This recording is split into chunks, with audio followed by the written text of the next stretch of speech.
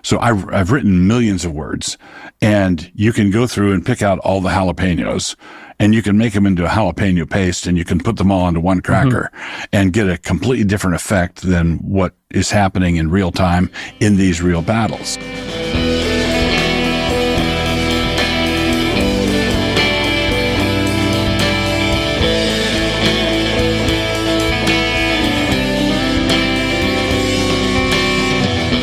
Okay, and welcome back to I Do Not Speak German, the podcast about not speaking German.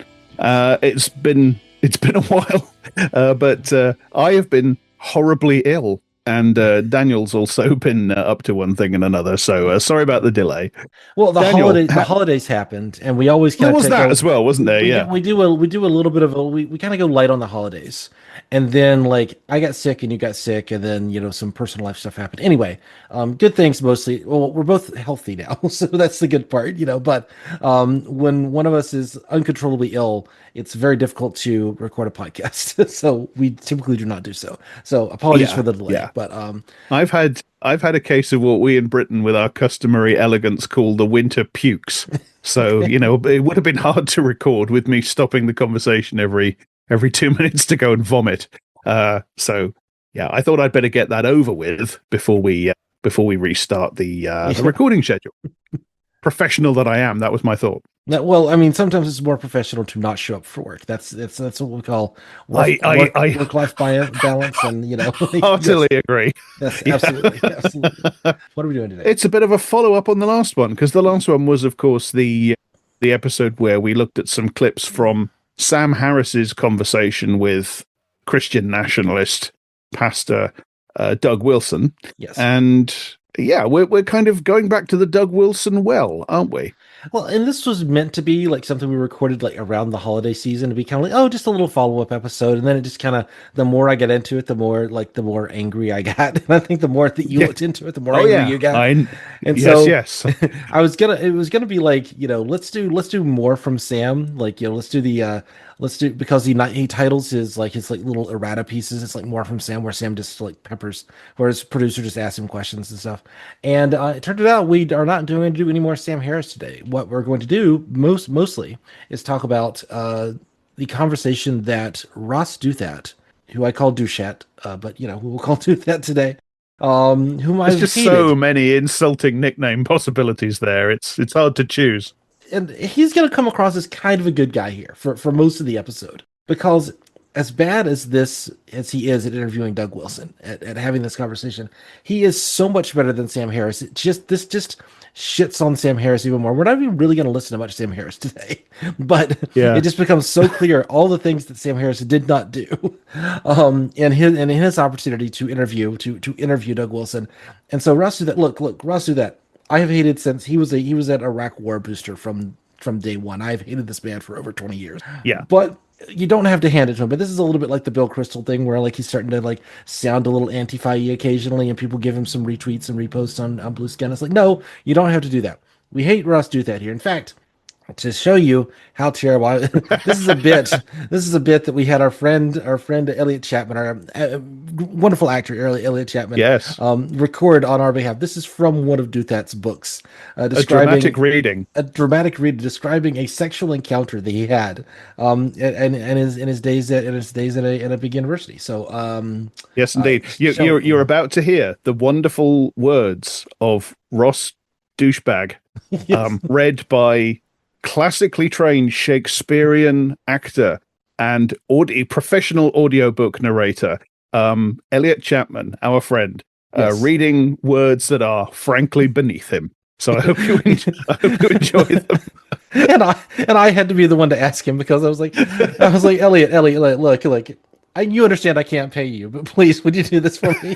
And he 100% agreed. He knew exactly where I was going with this. I'm like, I'm doing an episode. We said, Ross Douthat, would you mind doing this for us? He was like, absolutely. So he didn't bat an eye. He was like, all right, let me give you. Well, he even gave us a couple of options here. So anyway, we're gonna play the clip. there are some roles you just can't turn down, you know. Exactly. And you know, there's Hamlet, there's the Entertainer, John Osborne, and you know, and then there's Ross Douthat's autobiography of being at college and trying to get laid. I mean, what actor could possibly thumb their nose at that opportunity? We're gonna have to do a Ross Douthat episode just to get the Doug Wilson out of our brains. We might do that soon. All right. We'll do something. All right, let's play this. You and I will get to laugh at it. The audience will get to enjoy it, and then we get into the shit. Okay, that's what we're going for. Like, this is the fun part. Let's just keep that in mind. Okay? This is all you get. This is all the fun you get.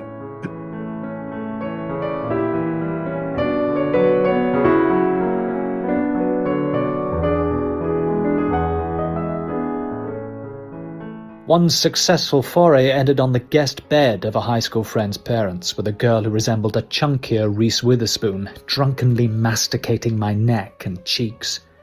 Masticating. It had taken some time to reach this point. Do most Harvard guys take so long to get what they want? She had asked, pushing her tongue into my mouth. I wasn't sure what to say, but then I wasn't sure this was what I wanted. My throat was dry from too much vodka, and her breasts, spilling out of pink pajamas, threatened my ability to. Your ability to what? I was supposed to be excited, but I was bored and somewhat disgusted with myself, with her, with the whole business. And then whatever residual enthusiasm I felt for the venture dissipated with shocking speed as she nibbled at my ear and whispered, "You know I'm on the pill."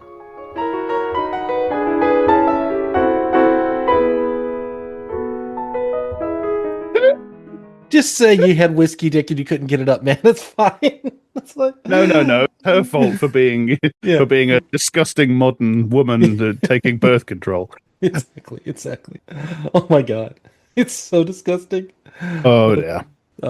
Yeah. That was edited. That went through a professional editor. Yes. So indeed.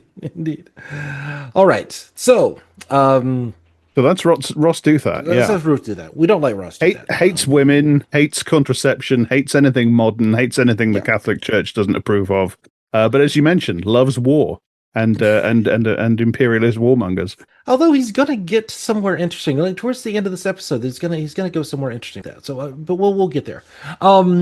So he should get on with Wilson actually, because they're both profoundly dirty-minded. Yes. Well, what I find interesting is this Douthat doesn't have to pretend to not be interested in politics. I think that's something that really comes, and why Douthat is a better interviewer for Doug Wilson, because Harris, as you recall, just goes through the 13-year-old masturbating on his bed like atheist. It's just like, yes, but what about the throwing of sticks? And Douthat, agrees with much of Wilson's theology. Even though Douthat is a Catholic and Wilson is a fundamentalist, a Protestant fundamentalist. They're not, they agree very, the short-term political goals they largely agree on. And so I think there's an interesting kind of push and pull here of they're kind of arguing optics and tactics to some degree. And I think that dynamic is interesting, but it also means that Douthat can go right to those more core political questions. I don't care how many angels Doug Wilson thinks can fit on the head of a pin. I care what kind of political project he's trying to do in this world today. That's what frustrated me so much with Sam Harris. And here he's going to give some of the same answers. I thought it was important to include that he literally has, these are stock answers he pulls out. Yes. But Douthat somehow, despite as terrible a person as Douthat is, I really want people to know I do not like Ross Douthat here, because he's gonna next to Sam Harris, he looks like a paragon, but we are going to have to do something with this Ross is it. Douthat. We are really being nice to Ross Douthat this because we're putting him between Doug Wilson and Sam Harris, and basically, you put anybody in that position, short of maybe Ted Bundy or Joseph Goebbels, they're going to look quite good. So don't mistake the comparison for an absolute judgment. I mean, arguably, even a Richard Spencer or a Mike Enoch would look better than those two guys. Anyway, takes the edge off anyway. That was sort of the appeal of the alt right. Sorry, we got to start these clips, or we're never going to get anywhere. We will do more with Douthat, I promise you. I listen to his podcast every week now, so we can. Oh dear God! Interesting times with Ross Douthat under the masthead of the New York Times. That's the thing that's important to note here. This is running in the podcast feed of the New York Times. That's this is like, you know, for everything terrible I believe about the New York Times, it is like a paper of record in this country. It is, you know, one of the mastheads of, and Doug Wilson and Ross Douthat get to opine for 2 hours, or they opine for about an hour about not drivel. Anyway, I titled this clip like kind of what is Christian nationalism, and the title of this podcast episode is actually titled Christian Nationalist versus Clown World. And you remember where the clown world meme kind of originated, right? Yeah, it's a neo-Nazi meme. Clown world. Yeah. Well, and it's funny that like those memes, like based is something that people just say now. This doesn't, but that came directly out of that alt-right subculture in like 2015, 2016, 2017. Yeah, we've taken based from them, I would say, but Clown World, I think is still there. I still don't use that one. I can't. You know, that's just, you know, I don't know. that one's too nasty for me. But no, in Clown World is very much like, because originally that was intended to be that, like, you know, any world that is like allowing trans people to exist that doesn't see Jews as inherently evil, et cetera, it's clownish, that we might as well just be clowns running around. It starts from this very explicit, like Goy Talk Live, like really explicitly white nationalist, like accelerationist white nationalist Nazi subculture. Yeah. And they were so successful at getting that meme normalized that now it's just sort of a term that people use who don't like modernity. It's just like, oh, we're living in clown world because, you know, we don't like trans people, but you know, we're kind of more okay with the Jews and stuff. You know, we're not. And so like it speaks to how reactionary this entire, like, the entire Republican Party and half the Democratic Party practically is on a lot of this shit. How they've seeded the entire culture with these ideas and memes and aesthetics. Yeah, exactly. So anyway, so that's the title of and so I've titled this clip, "What is Christian Nationalism?" And so these are longer clips, but I think I'm gonna dip in. We're gonna talk about them as we go. Okay. Yep. So talk about the political project that comes out of this, and you have, you know, the phrase Christian nationalism gets thrown around a lot these days, and you have been willing to take full ownership of the phrase. Correct. So I prefer that phrase to what I usually get called, which is a theocrat. Yes. And we'll get to that. Yeah. But first, give me just your definition of Christian nationalism. Christian nationalism is the conviction that secularism is a failed experiment, that societies require a transcendent grounding in order to be able to function at all. And as a Christian, I believe that transcendent ground should be the living God and not an idol. That would be my short form definition of Christian nationalism. Even shorter would be Christian nationalism is the conviction that we should stop making God angry. And so that's the first purpose of your political project, for America to stop making God angry. Yes. Now, I want to note, that's the exact answer, almost word for word, that he gave to Sam Harris when asked this question, right? He's got this on a loop. This is what he says. He's got bits. This question. Yeah. He's got bits. And most people think that when they are confronted with that project that we have, is they think that we want to get our tentacles into everything and start controlling everything. I actually think we need limited government. The government should be significantly smaller than it is, and we need to curtail a lot of the busybodiness that we have. And so that's why I would call myself a theocratic libertarian. There is a true libertarian element in this. And I hear you laughing. If you'd like to say something, please go ahead. Well, I mean, that's not an opposition. You know, your tentacles going into everything and shrinking the size of the government, that's not an opposition. Because what you want is the government shrunk to the point where it's basically just a council of priests under your control. So that's the same thing. And it's the same old libertarian thing where they say we want small government, and what they mean, of course, is small government for the ruling class and capital, and big government for the rest of us. I mean, this is, you know, this is standard stuff from these people. Yes, exactly. And yet the transcendent grounding for what we're talking about means that we acknowledge the authority of God. And we have racked up quite a body count of awful crimes. And I believe the only way out is for us to repent and turn to Christ. So, and repentance and turning to Christ would be things like no more pride parades, no more drag queen story hours, no more abortion on demand, no more legalized same-sex unions, no, you know, all of that done. That's basically anything you can do with your nether regions to give you pleasure. It's, you know, that's the stuff he's against, unless it's baby making. I guess he would allow that part. Yeah. God, it's an amazing coincidence, isn't it? All the problems of America track straight back to the fact that God, Doug's imaginary friend in the sky, doesn't like certain things about, the way people live nowadays. And it's an amazing coincidence. They all happen to be the exact same things that Doug doesn't like. Exactly. About women having rights and gay people having rights and stuff like that. It's quite extraordinary, really. That I wish God would tell us this. He tells Doug how he feels. He doesn't tell us. You know how easy it would be to have, like, if I had revelation and they're like, oh no, you're not supposed to be doing that. Then I don't know. I would presume that an omnipotent, omniscient God could. Sorry, we're doing the Dorman thing again, but I imagine that being could convince me that what I was seeing was actually true, if that being chose to do so. And the fact that that is not done, it's ultimately the human condition. Like, if God exists, that's an issue that we all have to grapple with. And if God does not exist, that's an issue we all have to grapple with. But like, just like wishing I had Doug Wilson's hotline to Jesus or whatever, it's like, well, it's because it's in the Bible, but no, you're interpreting the Bible just as much as the rest of us, you asshole. Anyway, as usual, when these people talk about God, they just mean their own egos. That's all this is, and their own prejudices. And note that again, this is very much the same thing that he gave to Sam. And the rest of this is going to sound very familiar as well. Again, I wanted to play this to say this is on a loop. This is on a tape. He is repeating the same thing. So you've heard this before, but I'm playing it again. So, but this is not from that same episode. It's from a different episode. So, all right. That's the repentance part. Okay. By law. By law. But again, Douthat asks the real question, like, this isn't just a custom that you're trying to set. This isn't just you doing this in your own way. You're asking for this to be done by law. You're asking for these things to be legally enforced. Yeah. And Sam never gets even that far. So no. Those two words, by law, Douthat is already doing better than Sam does in the entire 2 hours that he spent with Doug Wilson. When you say no more pride parades, you must mean that, somebody with a gun or a baton or whatever would turn up if somebody tried to have a pride parade and stop them. And, you must mean that it would become illegal in your government for people to do that. That you must mean that. Otherwise, you don't mean anything, do you? So, at least Douthat does ask that very obvious, immediate, simple, follow-on question. Yeah. Of course, he doesn't really get much of an answer, but he asks it. Law.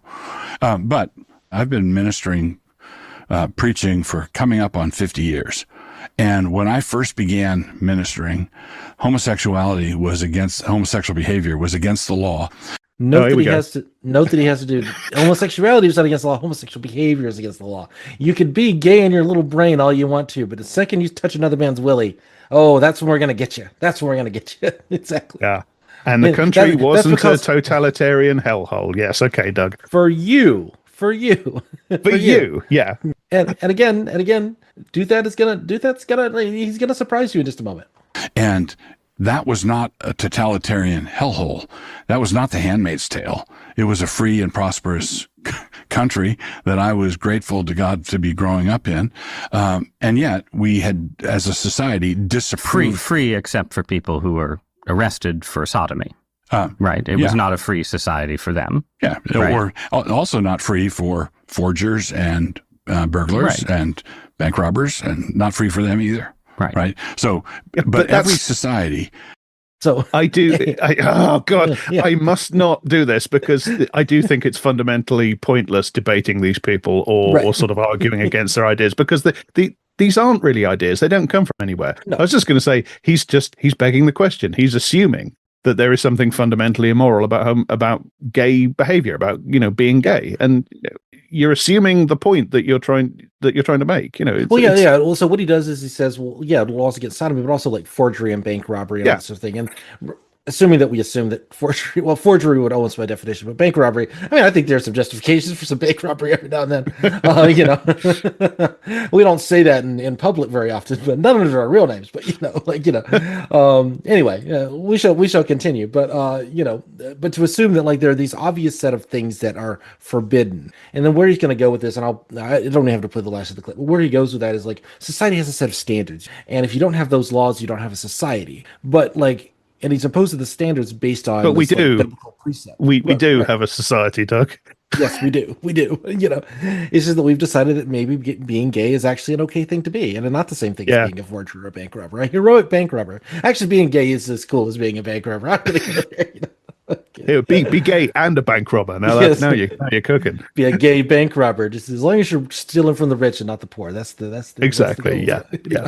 And Douthat does not argue against this. Douthat will argue. Well, he pushes back a lot more than Sam Harris does, but he agrees that sodomy is something that we really shouldn't be encouraging in society. He just thinks it shouldn't be a law. It should just be kind of a precept. It should just be said as something that we don't it's just icky and we just don't want it to be. But he's under the masthead of the New York Times and therefore kind of has to, by definition, kind of think that gay people are not as Doug Wilson. Now trans people, he's allowed to hate them all day long, but even then it's almost obligatory at the New York Times. Yeah, it's God. There's some of the articles that came out that were just so disgusting. Anyway, we're going to continue on here. We're going to play another clip from a few minutes later. It's actually about 15 minutes later, believe it or not, and they're still on this kind of special kind of libertarian concept. It's from the same episode. Most of our clips are from this episode. So, do a skeptical read of your view would be that in the current climate, you feel like you have an affinity for Catholics like me, and even some affinity for monotheists who don't accept the gospel, Right. and you want us to like you. Yes. And feel like we're on the same team. And you don't feel that way about, let's say, feminists, gay people. And so you'll say, well, of course, in the theocratic republic, we'll leave the Catholics alone, but we'll arrest some people committing sodomy. But in your heart, you might want to arrest the Catholics too. No. Okay. Okay. I'm just raising that possibility. All right. So no, first of all, I love that. No. It's so great. It's so good. I'm gonna set that to my ringtone on my phone. No, that's it. But also, I don't believe you, Doug. I think, heaven forgive me. I think Ross Douthat is right on this one. I think Ross Douthat is right on this one. Yep. But of course, Douthat is they've gone through this. I mean, again, they've been talking around these circles for the last 15 minutes. God, I would play the entire episode if we could get so your ears would melt. Douthat himself has kind of accepted that, well, sodomy laws, I mean, maybe they should be laws, but we don't like sodomy, et cetera, et cetera. But Catholics, you don't want to really come after the Catholics. And now, all right, so this is something that Switzerland did. And I don't know what he's referring to there. I tried to Google around it. I don't know exactly. So we're just gonna have to let that by. I don't know the history of Switzerland enough to know what precise thing he's referring. But so we're just gonna let this play and kind of get his response. And with some other people who are definitely not considered full citizens or fully able to be in this society. I think you know where this is going, and it's not trans people this time. We'll save that for later. It's not trans people. It's somebody else. let me, this is something that Switzerland did. Okay. And this maybe illustrate what you're getting at here. In my biblical republic, if Muslims were here, not citizens, but residents, Muslims can't be citizens of his Christian country. I mean, which should be obvious, but is also something like, okay, they're here as residents. They can't be citizens. They don't get to vote. But I don't know. I mean, it's very obvious, but he does just say it. He is not shying away from that idea. I think that's interesting. they were traveling merchants and whatever, and you had a number of Muslims in the same town, and they wanted to get together and pray together. Would that be a problem? No. Would they be allowed to build a minaret? No. Church bells, yes. Yep. Minaret, no. But synagogues, yes. Yes, but they're not trying to own the public space by the. I see. Okay. So it really is just how much of a nuisance are you to Doug Wilson is whether he thinks you should get the lash or not. That really is about as far as he's going there. No, and we're gonna hear this. It's the way he pronounces Muslims is just a little bit. He's just got a little bit of that Mohammedan kind of language there. Yeah. Just wait. There's another word he starts using here shortly that even more so. And again, same stuff he said in Sam Harris's podcast. Just to be clear, yes, we allow church bells because church bells are Christian, and we believe that we are a Christian society, and that's what we. So you're allowed to go and pray, like the Muslims are allowed to go and pray quietly by themselves. I'm not sure if that really would sway either. But At least that's what he's claiming. But they can't build anything. They can't build a mosque. They can't build a minaret. They can't build something that would be obviously non-Christian in his world. And again, very, very obvious stuff, and he's just openly saying it. And Douthat is not like, well, he said, well, what about synagogues? I don't know. Like, it's just fine to just be like bigoted against Muslim people, and so long as it's like, yeah, no. But the Jews, they keep to themselves. They just had their little thing, and it's fine. A giant synagogue. I mean, there are pretty large synagogues in this country. It's just funny if you start talking about those, you start to sound like Hitler, and so he knows what not to say. But yeah. Yeah, exactly. I think we really need to emphasize that Doug is very focused on PR and optics, and he's trying to promote himself. He's trying to combat bad press and bad news stories that make him look very bad, rightly so. And he's trying to create an impression in all these. He does loads of media. He does loads of interviews. He did that interview on CNN, etc., etc. He's very focused on trying to rehabilitate his public image and package himself in a certain way. And Doug is a liar. And I don't know anything about modern Switzerland and its immigration policies and its religious policies and so on. If there are restrictive policies towards Muslims in Geneva, in Switzerland now, I can only think it's probably related to the history of Switzerland with Calvinism, because Switzerland is where Calvin had his police state in Geneva. Calvin's Geneva was a religious Protestant police state run by a consistory of 5 pastors and lay elders and people like that. And you literally, religious conformity was strictly and violently enforced. And for all Doug's, dodging and weaving and oozing and sliming his way around these questions, I have no doubt whatsoever that is what Doug Wilson's Calvinist utopia would be like. Yeah, no, absolutely. As much as and I'm gonna let this play a little bit more, but there's a little Mott and Bailey. He does a little Mott and Bailey here. I don't like people who use the Mott and Bailey thing, but he absolutely does it here. So we're gonna let this play a little bit longer, then kind of get into that a little bit more. Okay. Right. So basically, the society would acknowledge that Jesus rose from the dead, and again, this is down the road. This is my 500 years from now. We'd acknowledge that Jesus is Lord, and we would. Yeah, I mean, the one question that Douthat really should ask here is like, so why aren't you saying you want this now? Like, and he gets into this a little bit. I mean, he starts waffling, and if you think this is a lot of words for little content, that whole section was just, he starts talking about a Christian nationalism 1.0 and a Christian nationalism 2.0, and or a Christianity 1.0 and a Christianity 2.0, and we're using a Christianity 2.0 like kind of after the sins of modernism, and I could never get a really clear statement of like what exactly is the difference that he's trying to. It's like a less officious kind of version of Christianity. Although Christianity has been practiced in many ways by many different people, it's a faith of 2 billion people, 1.5 billion people, something like that. Over the course of the last 2,000 years, there have been many types of Christians who have organized societies in all kinds of different ways. But what he means is like 16th century France or what I suppose. I don't know. Like it's just I don't know. It's like it's all this like. It's almost like one of those like religious dystopian fictions that you'd see like Robert Heinlein wrote a couple of these, where and he's like, well, no, just like that, but it'd be good, that's but good, exactly, what he's saying, no, I mean, no, all the horrifying thing, like people aren't allowed to be gay, they're not allowed to be poly, they're not allowed to, they have strict religious rituals and all that stuff, but that's how you make a good society, see? Like it is like you just hold up a funhouse mirror to like one of those. It's like no, we actually agree with that, When he says it wouldn't be the Handmaid's Tale, what he means is it would be exactly like the Handmaid's Tale, except that I'd be writing the book, so it would all be framed as good. That's what he means. All be framed as good, exactly. Yeah, I do imagine like the hell world that he would describe in his like fiction. I know he wrote a book, so we might be talking about his. He's book down the written line. a couple of novels. We saw a trailer for one of his books. We might that might be a bonus or something. We might do that.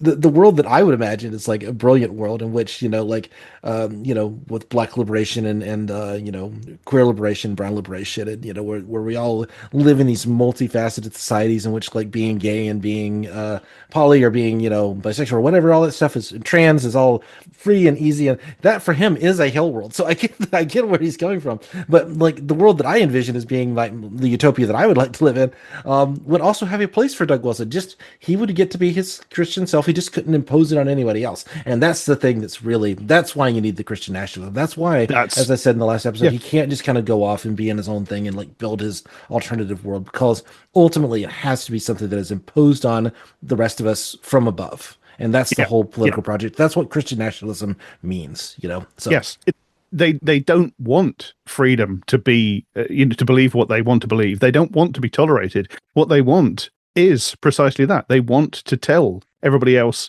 what they can and can't think, and what they can and can't do, and what they can and can't say. That is their belief system. That they should be able to do that.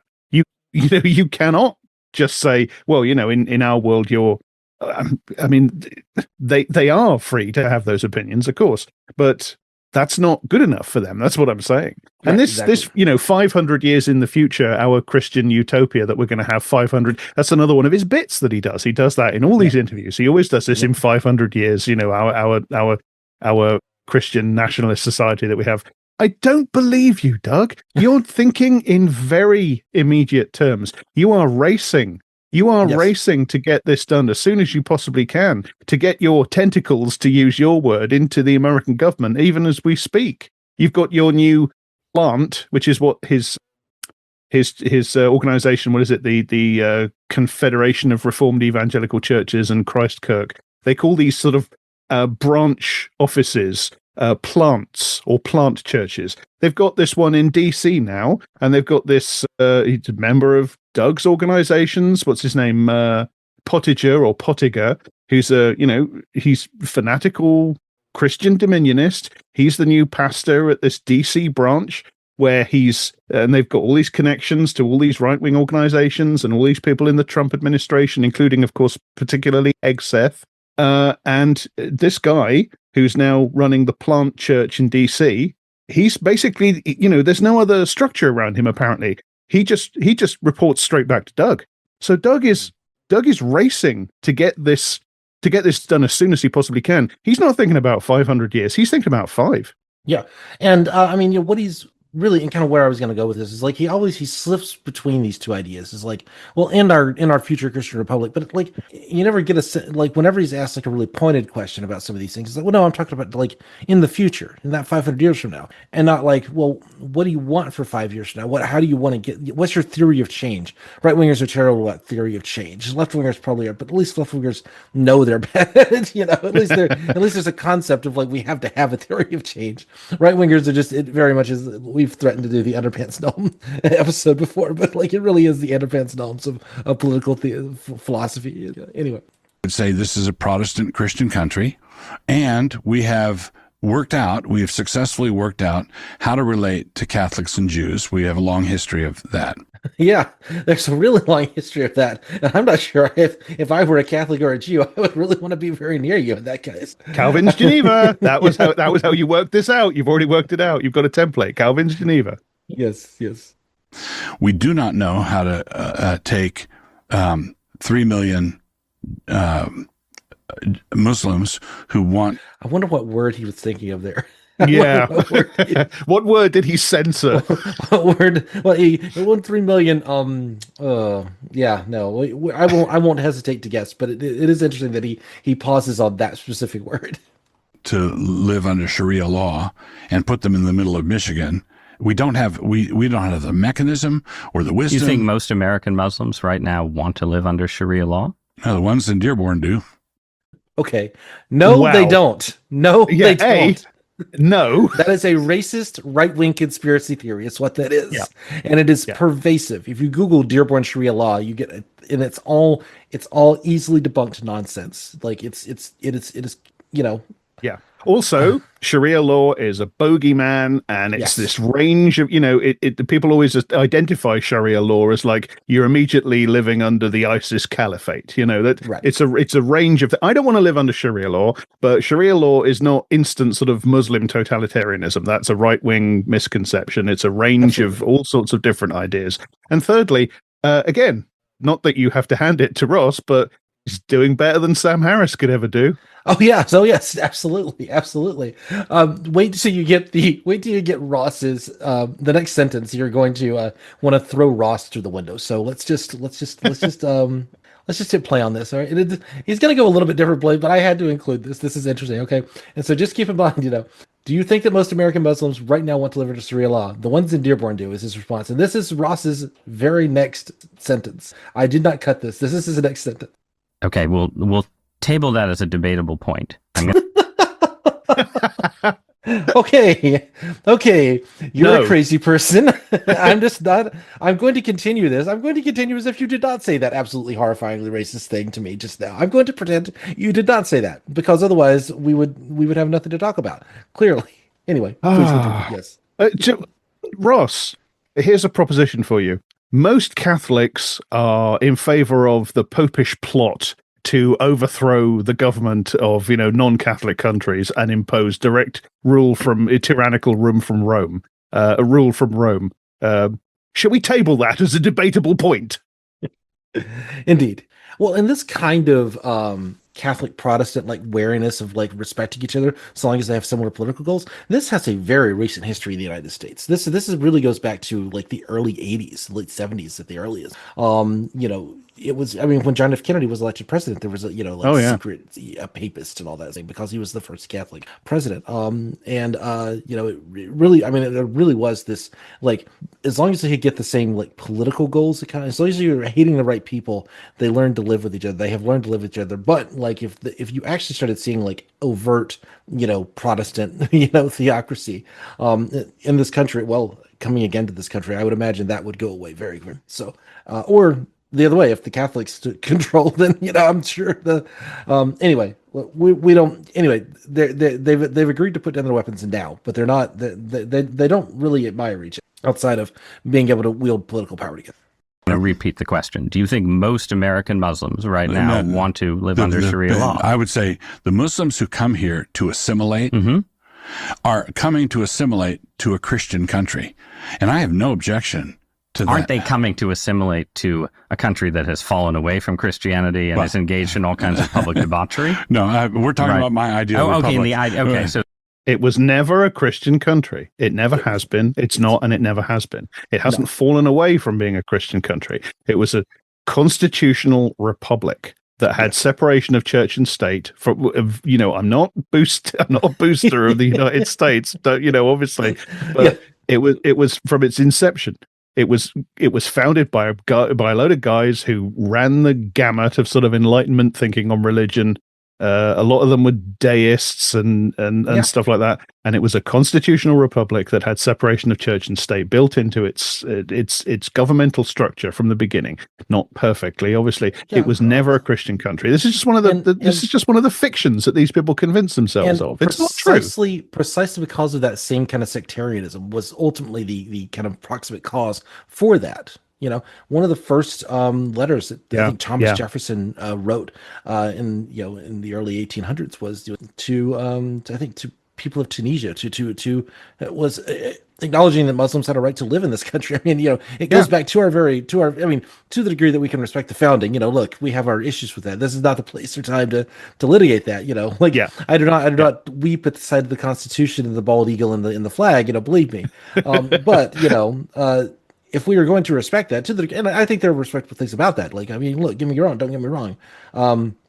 But that is not the portrait of that neither of these men has an accurate portrayal in their minds of what this country was for 150 years. It is that they have their own, and they largely agree that things used to be more Christian and now they are less so, and therefore things are bad. And I think that's where Ross Douthat really falls down the most, even when he's not just overtly refusing to engage with open anti-Islamic people. Yes. Okay. Right. All right. So, All right.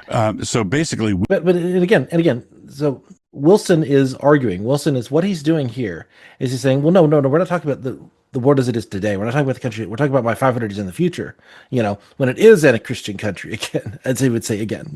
And not this debauchery. And so then you would have to be assimilated. You would have to assimilate into our Christian culture, even if you held private Islamic beliefs. You would have to be a Christian. And that's the Mott and Bailey. That's the slip and slide that he's playing with. That's what the 500-year thing is meant to do. Is like, well, I can talk about my ideal and I can pretend. Oh, that's this far off thing that we don't have to really.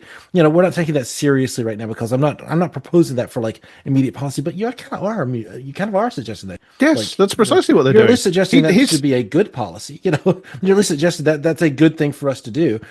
I advocate for changes in this world. I don't advocate for them. Well, right now we'll keep the capitalism thing and we'll keep the oppression and everything. And then like 500 years down, that world I think should be, but no, we should do this now. We should do these things now. I understand it takes time to do these things, but I don't pretend to not believe things I believe for that reason. I don't know. It's such an openly contemptuous of everyone who ever listened to this band. And this idea that we have to take this artificial construct seriously. You're talking about the political changes you want now. You're just pretending you want it in the future to take the heat off of yourself. The circumlocutions don't fool us. Yes. Even he's at the very start. Well, they fooled Sam. Well, I mean, you could fool Sam with one of those red dots that you use to tease kittens. The redefinition of himself that he offers at the start, just to sort of what he'd prefer instead of Christian nationalist. He's just saying I'm a fascist theocrat in too many words. He's just circumlocuting around that, and he's doing the same here again. This guy Pottinger, who has now been installed as Doug's the guy almost in sole charge of Doug's outpost in DC. His contact with Hegseth, who's like Doug's mini-me inside the Trump administration, he's doing prayers at the Pentagon, and Hegseth has a fucking Deus Vult tattoo. This isn't about in 500 years we'll have restored America to a Christian country, and so Muslims will have to adapt to that. This is, we are aiming in the immediate future to turn a governmentally secular constitutional republic into a Protestant theocracy which discriminates against people of other religion. That's what he's saying. He's just saying it in 100 words when he could just say, "Yeah, I'm a Christian nationalist." I mean, I almost wish you'd just say, fuck them queers, and just be done with it. Like that would be the more honest version of this.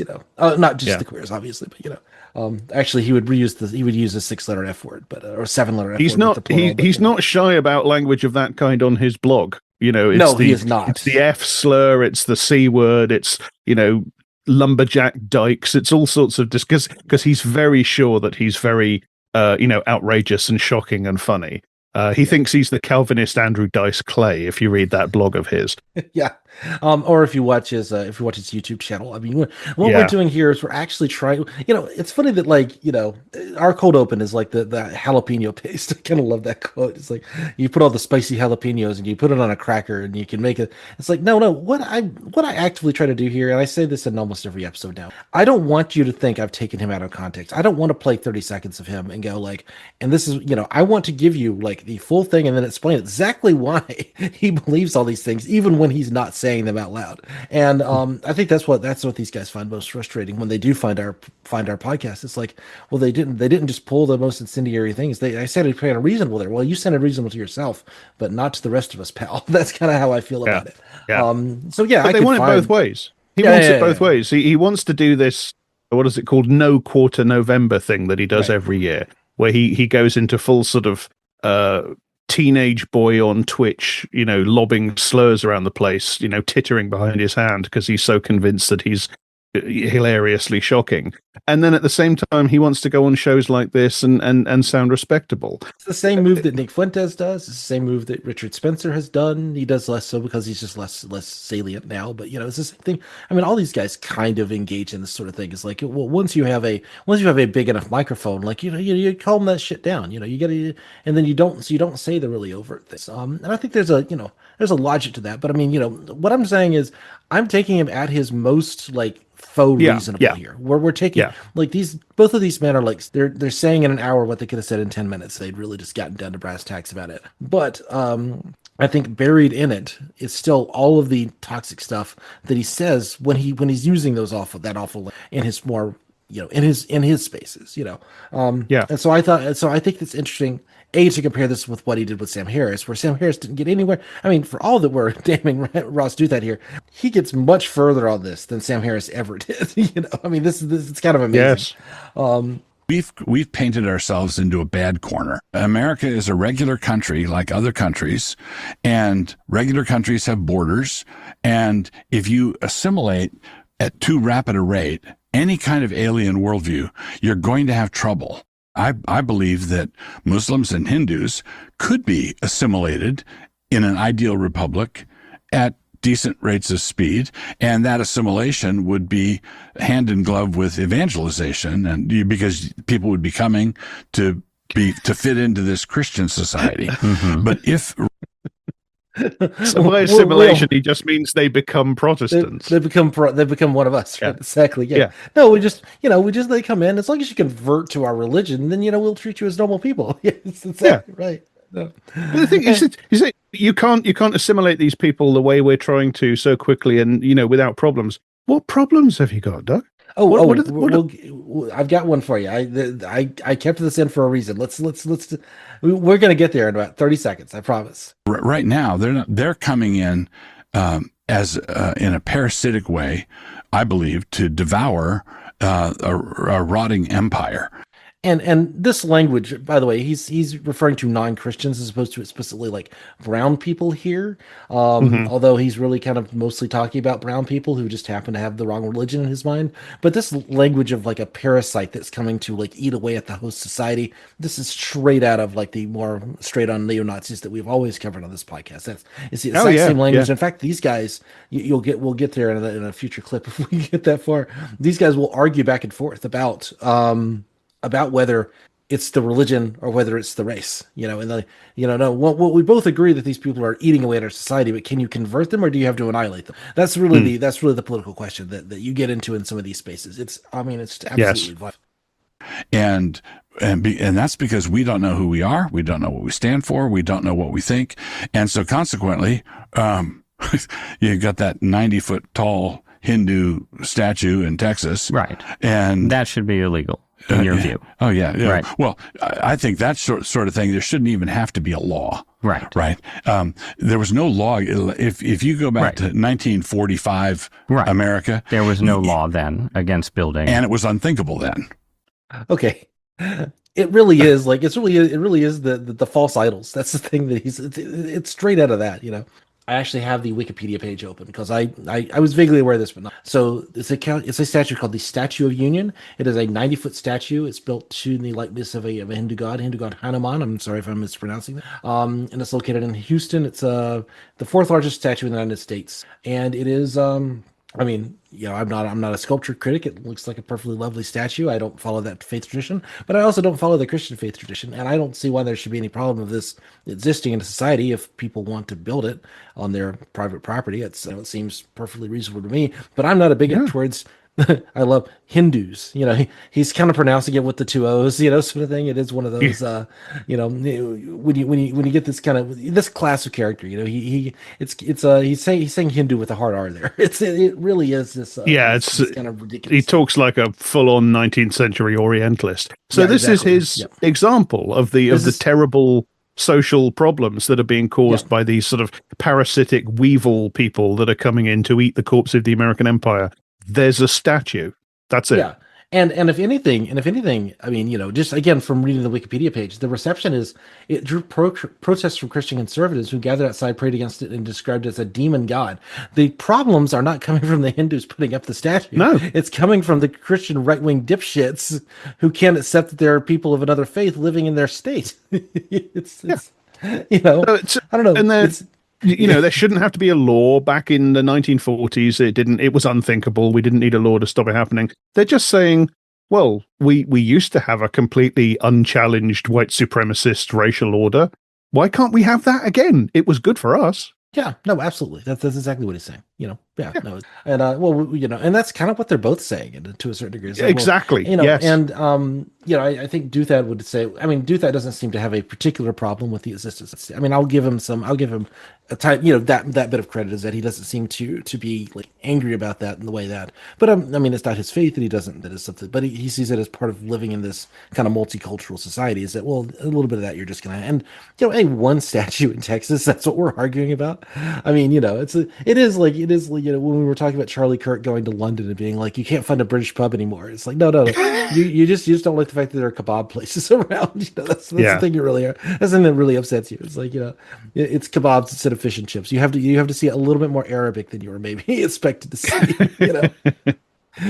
Ye old kebab shop or so, whatever. Yeah, no, it's lovely people. These guys. I mean, it's amazing. Oh yeah. It's so edifying listening to them. All right, household discipline.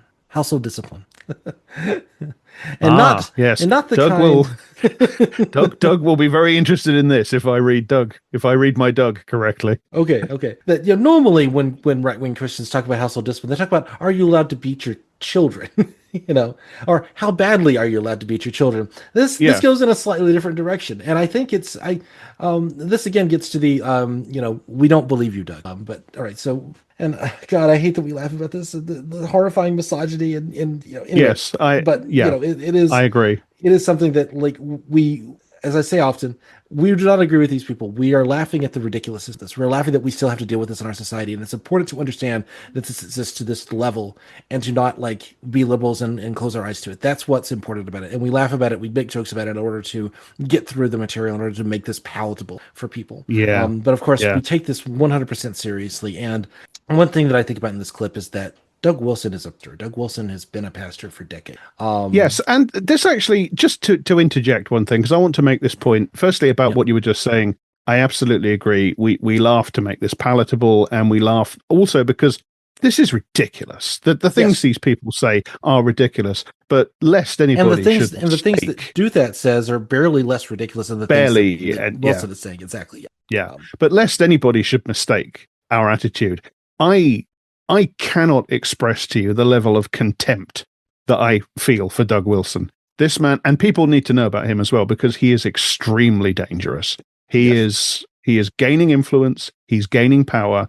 His empire is expanding, and it's very, very dangerous. And this is a bad, bad man. And the other thing is that I really want to hit this. This man has no qualifications to do what he does. He has, he's not uneducated. He has a couple of degrees, and he has a postgraduate degree, and they're in humanities subjects like philosophy, stuff like that. That's fine. I'm a philosophy graduate myself. That doesn't qualify me to be a fucking pastor. It doesn't qualify me to be a counselor.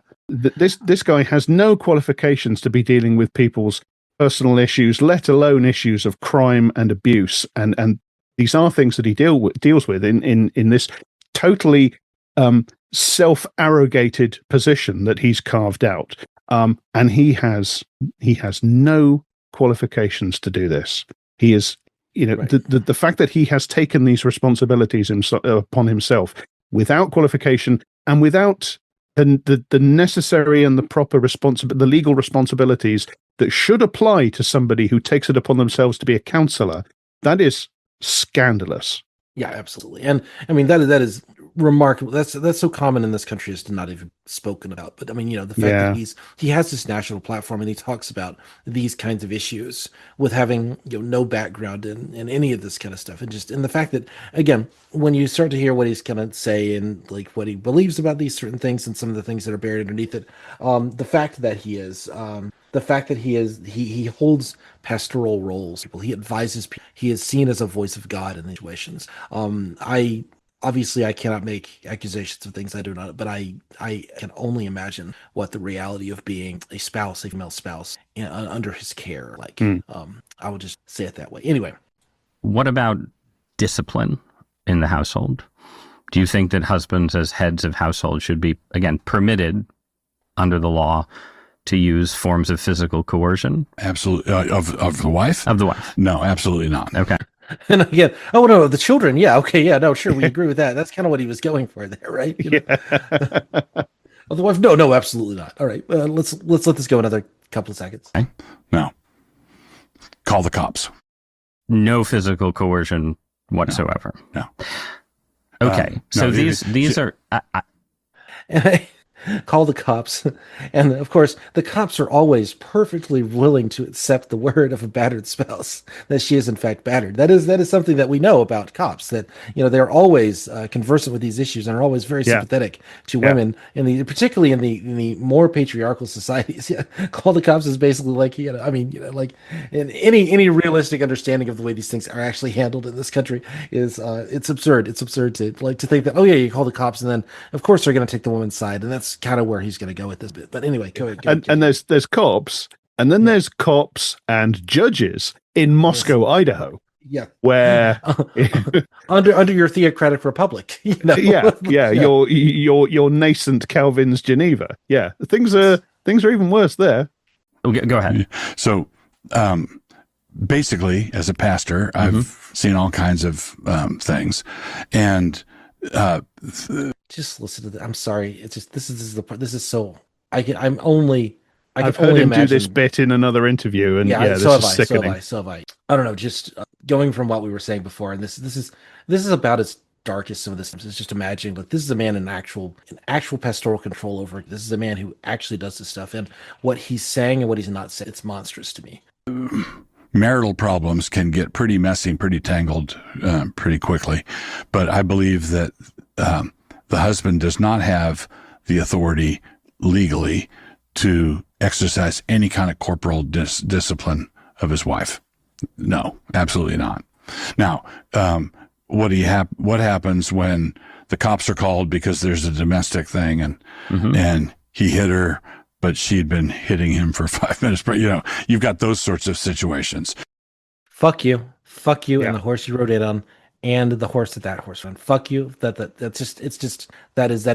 is baseline abusive spouse language. That is exactly what it's like. Well, she was hitting him for 5 minutes, and then he hit her once, and she's the one who's got all the bruises. Imagine how that worked. Oh, and then we're gonna say fuck him again, and what he's about to say. So, but the Islamic idea of a husband beating his wife and it's okay. Fuck you. Fuck you. Fuck you so hard. Yes. For that Lily Allen song, you know. He does this all the time. He will take his own disgusting position, state it, and then talk as if he denies it. And then he will criticize other people, the people he hates, the left, LGBT people, Muslims, whatever, for having exactly the same opinions that he's just expressed, or being just about to have them, as if he didn't just express them. Yes, I've heard him do this in several interviews now.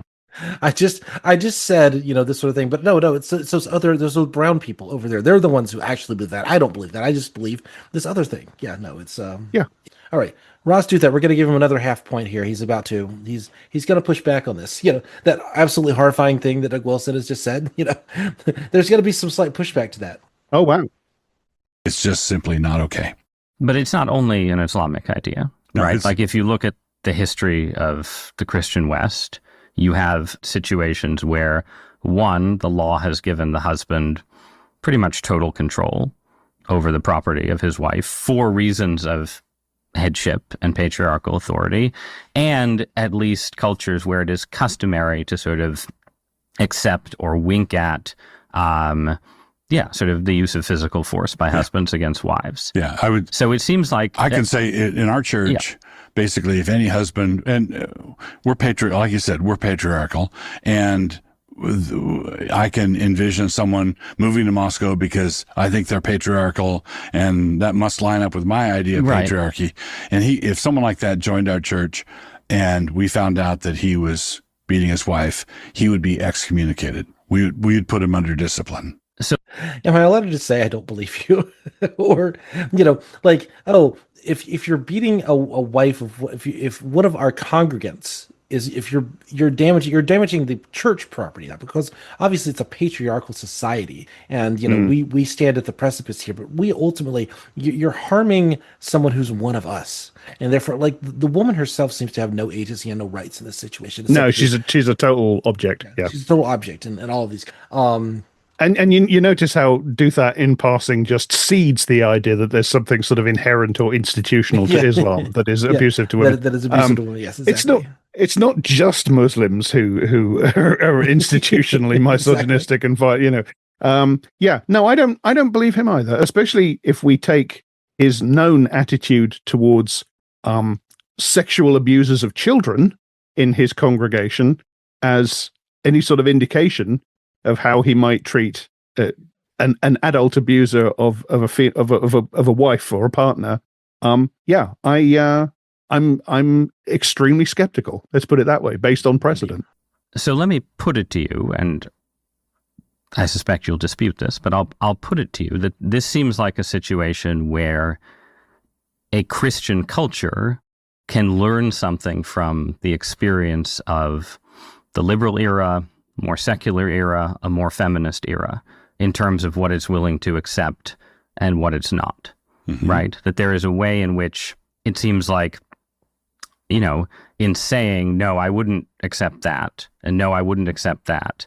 Again, things that many Christians accepted in the past, you are accepting to some degree that if we pass out of this more secular era into a more Christian era, we will look back and say, well, it was bad that we lost the faith and good that we recovered it, but it was also good that in the course of the 20th century, we decided that it was rotten for husbands to beat their wives and maybe a good idea for wives to control some of their own property.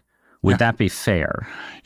I just love the way that none of these people can use 4 words when 40 will do. It's just, it's so ridiculous. Yes. And there are certain words that they definitely do not want to use, like feminism, for instance. Right, yeah. Well, like unless it's feminism to talk about how terrible it is. Yeah. Right. Exactly. Like, maybe we learned something from the feminists. I mean, we're not feminists, of course, but maybe they had a little bit of a point, and it's better that we didn't actually do that. Like again, as I said in the last episode, Ross Douthat absolutely believes in a sort of small scale version of everything that Doug Wilson is pushing. He may not believe in the 500 years from now, like he believes to some degree that a secular liberalism in terms of government is overall better than like an open theocracy. But like ideologically, these guys are much closer together than they maybe they seem based on the fact that they're kind of arguing about this. I just want to be clear. Ross Douthat is very, very conservative. Okay. Wilson's response. Yeah, I think wives controlling their own property is an ancient custom among Christians, but I love that he always has to go there. We'll get to this why he just has to go to there first. Lots of things. I mean, if you check out certain types of Christians, if you pick out like particular groups, I'm sure you could find all kinds of customs among Christians over the course of the last 2,000 years. Exactly. Yes.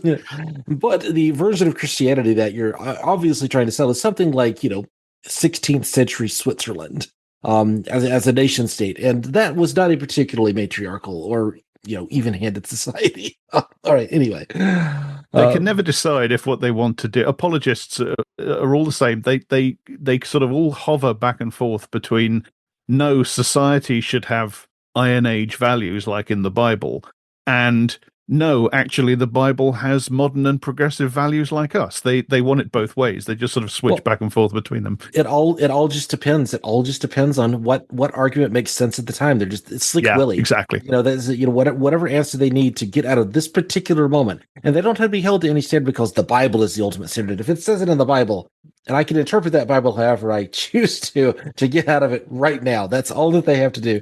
I mean, it's hilarious but vile. It's just anyway. I'm not arguing that all Christians everywhere supported wife beating or anything remotely like that. I am saying that there is a particular 20th century shift around these issues. Yeah, so that is driven by what are seen as liberal and feminist concerns. Yeah, I wouldn't call them liberal and feminist, but I'd say there are certain Western developments that. Well, I wouldn't use the dirty words to describe them. No, those are good Christian people who made that. Yeah. That I like. Okay. Right. And the way I've put this same issue is I've been arguing for a mere Christendom or a Christendom 2.0.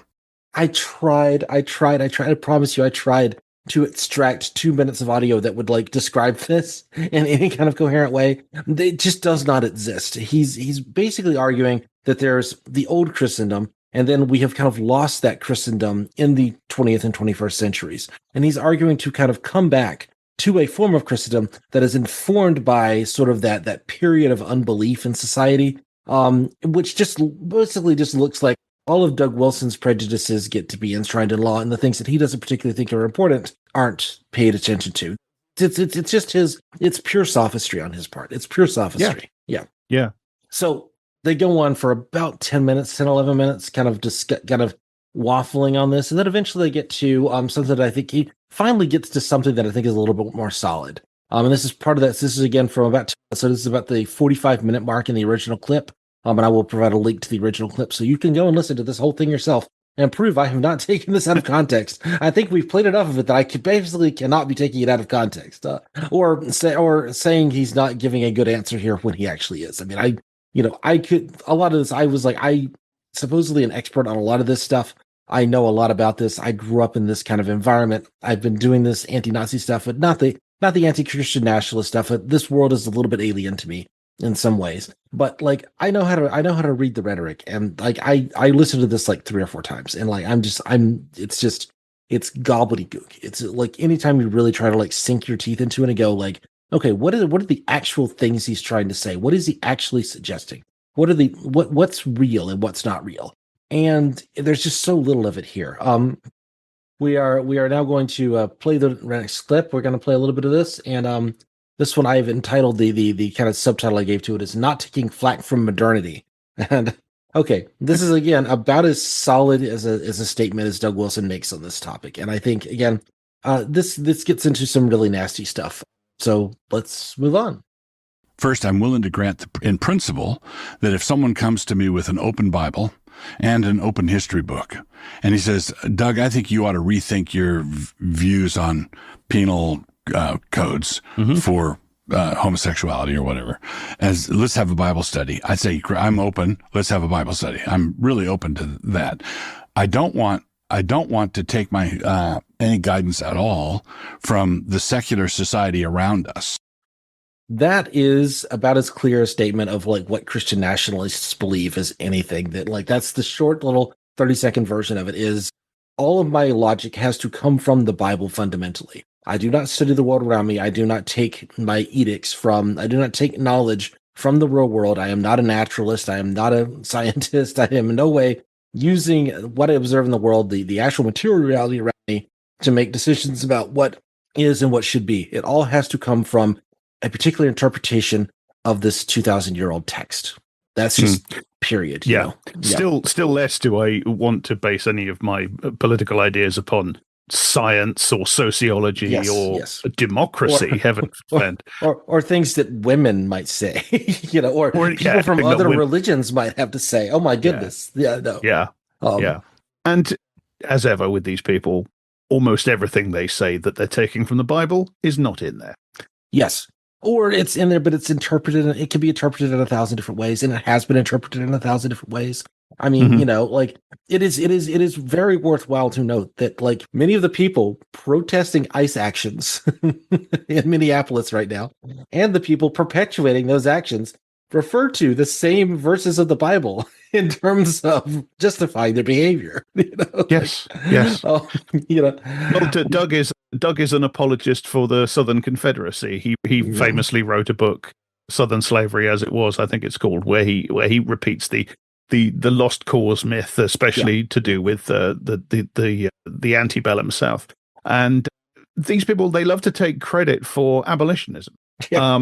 And that's true. A hell of a lot of abolitionism in the Civil War and before the Civil War, leading up to the Civil War, was driven by devout Christians and people of Christian conscience, or people who couch their ideas in terms of Christianity. It's also equally true. And this isn't to damn the entire religion or to praise the entire religion, because you just can't do that, because religion is more complicated than that. A lot of the slavery was justified in Christian terms as well. And as you say, people on both sides were quoting the same passages of the same book to justify their completely opposed positions, because religion is something that humans do. It's not a thing by itself. It's something we do and something we make. Yeah. Well, I mean, he would argue against that, but I think you and I are secularists, and Will he be atheists wrong? enough to say he's wrong. I think he's wrong, and I respect the people who interpret those passages in a more humane way. And but I think if you're listening to this podcast, you're strong enough in your faith to acknowledge that I'm allowed to believe that as well. Anyway, I am aware that we do have religious listeners, and they do message me sometimes. Yeah. When I say religion is something we make, I'm not making metaphysical statements. Religion is a social phenomenon here on Earth. It doesn't necessarily mean. Right. I'm not necessarily saying anything about anything outside of this plane of reality. Right. Yeah. I'm making religious statements. Exactly. Yeah. So. Okay, let's just say Doug Wilson does not belong to the same philosophical and political tradition of John Brown, right? Yeah, I think that's safe to say. Yeah. If it were 1861 or 1858, would Doug Wilson support John Brown? I think the answer is fuck no. All right. So now we're getting to a nasty thing that we already did before, but the thing that he comes back to these things over and over again is very telling in Doug Wilson and the whole evangelical attitude towards these things.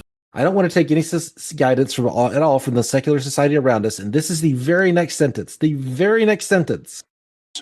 And the reason I don't is they killed 60 million babies. Yeah. Okay. Because abortion. Let's continue. I don't want to hear any moral lectures from these people about slavery. You were better off being a black person in Charleston, South Carolina in 1850 when they had an operating slave market than being conceived as a black baby in New York City or Baltimore today. And so consequently, the thing I don't want to admit. Just to clarify what you're saying you were better off being a slave than being aborted in the womb. Correct. Yeah. Better off being allowed to live as a slave than to be chopped up. Okay. First of all, chopped up is a very particular right-wing evangelical vision of these things. Yeah. It's all about the dilation and extraction procedure, which they call cutting up babies. This is vile, disgusting stuff. Sorry, anybody who's been through this. Yes. Yes. We go into dark places because we have to, because this is very, very standard. Doug Wilson, it would be a mistake for you to think that Doug Wilson is going out on his skis on this, that he is the only one using this kind of language. This is absolutely endemic to a particular kind of Christian conservative worldview that Ross Douthat, no doubt, largely agrees with, although he kind of pushes back here on this, right? Ross Douthat has seen this. He's asking this question to clarify for the New York Times audience, who he presumes are not necessarily familiar with this. Although I think, anybody older than 30 has probably heard this at some point in their lives. The abortion debates were a much larger conversation in the 90s. I think they're less salient in 2026, although of course it's still incredibly, incredibly important. I'm not arguing against that, especially since it's largely going away in 2026, which is vile and disgusting stuff. Anyway, but this is very, very ordinary stuff that he's saying, and so Douthat does feel like he has to clarify to some degree just to make sure he's getting Wilson's point properly. But this is not far into either of them, and it would be a mistake again to think that this is Doug Wilson's, spicy little jalapenos or whatever. No, this is very, very standard for Doug Wilson and very, very standard in this world. You would hear this all the time in this debate. This is constant. Yes. Because they think abortion is their great big trump card. Yeah, exactly. They think they can just play it to set off against any criticism they get from secular society or whatever it was he said. And the more offensively you describe it, the better, really, for their purposes. Yeah. The more benign, you treat the slavery, and the more aggressively you treat abortion. That's the whole language. It's you get to work in the sun, and you don't you get Christmas presents from your masters. You get you have a little house. You get to have your family together, and until your son is sold off to the plantation next door or whatever, 100 miles away. Of course, that can change, but this is. It's so disgusting. This is awful. It's worth being clear. His argument has no factual validity, no historical validity, no ethical validity, none whatsoever. It's just a rhetorical way for him to say, "I hate women and black people." Basically, yes. And even in his version of reality, even if we took him at his word, steelmanning him to the strongest, I still think that's a really arguable position that, yeah, I'd rather be killed as a baby than live my life as a slave. I think that's even under the absolute best possible version of that. I think given that choice, I think I would take that choice. That's just a reality. Black slaves risked death to run away from their owners. And torturous death at that, because they decided that the risk of that was worth trying to get out of that institution, whether they were running to join the Northern armies during the Civil War or before that. It's a morally outrageous statement. So basically, the thing that just gets my motor running is the idea that we are some sort of moral exemplars that get to judge other societies. So but can't. I mean, let me agree. Let me agree with you. I want to agree with you here, okay? Because I really do want Christendom 2.0 to have learned the lessons of being. Criminalizing things that were sins, not crimes, being officious, Cromwell's men prowling the streets of London trying to smell who was banning Christmas dinners. Yes, you're against that. That kind of officiousness is not what I want at all.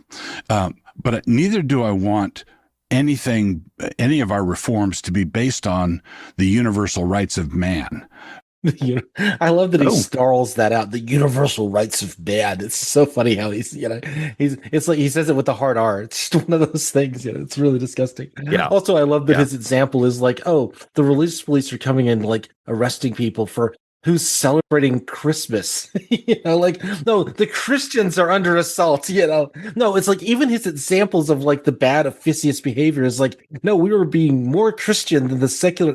And even the right-wing Christian government, we are worshiping in a different way, and therefore, we are the good kind. It's like he can't even use a secular person or a gay person, or even in that example, he can't go there. He just cannot ever have it pass his lips that any of that is ever okay, and that's the real telling factor. He can think it's a sin and think should not be a crime. He's even said that in so many words previously, but he can't use that as an example. He can't say, I don't think the secret police should be going around there and arresting people who are gay, who are performing gay acts.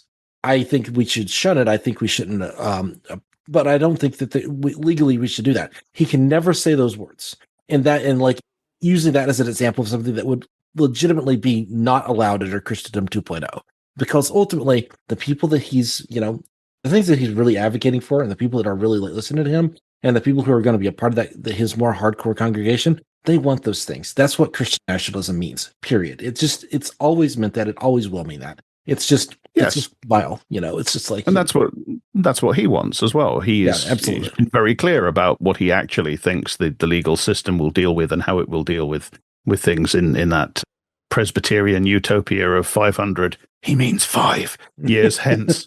Yes. Right. So if there are things, I read books by feminists, and I want to be able to learn from anybody. No, you don't. I imagine maybe he's picked up a book by, he's read the terrible things Andrea Dworkin has said, the most the most aggressive second wave stuff, or whatever. He's seen the billboard. It's kind of where I would land on that. I would bet he's probably, because these guys always they have the straw feminist, they the worst, the most, sneering, man hater that he can imagine in his mind. He has this, and then he will pull quotes from people to so he's not reading their books and thinking seriously about what they believe. He's, but I believe he's been exposed to some of that. I mean, he's been doing this for 50 years. I mean, it's pretty clear, but yeah. No, you're right. No, he's not actually reading the second sex and really engaging with the material the way he would engage with his Bible. No, of course not. That's not what's happening. This guy isn't poring over Gender Trouble by Judith Butler. Come on. Can you imagine this man responding to Judith Butler? I can't. I would pay Patreon money for that. Come on, Douglas. My point is, I don't want to have anything based on the false doctrines that they're espousing. I want everything that I teach to be consistent with the Bible and to be derived from the Bible. I want to be able to make a biblical case for it. You literally cannot do that. The Bible is not a book. It is a compendium of texts written over centuries in different places, in different languages, by different people whose ideas radically differed from each other. It contradicts itself ethically, morally, politically, historically, all over the place. And that's not a criticism. I'm not even criticizing it. It's just a fact. There is no such thing as a biblically consistent legal or ethical or moral position. You can't do that. You might as well stick, I don't know, think of, you might as well stick Salem's Lot by Stephen King, Lolita by Nabokov, and 10 other random books together, and then say, I'm going to base my political opinions or my legal code on this book. It's nonsense. Right. I mean, you can't even really do it with like Ayn Rand. Like Ayn Rand wrote, no. 4 books, I think. 3 is it 3 or 4? You can't really do it with any one book, because that's just not how reality works. Even individual people are not consistent with themselves in the course of 200 pages. Exactly. And I mean, even like Moby Dick, I'm going to base my entire, moral philosophy on Moby Dick because it's the greatest book ever written.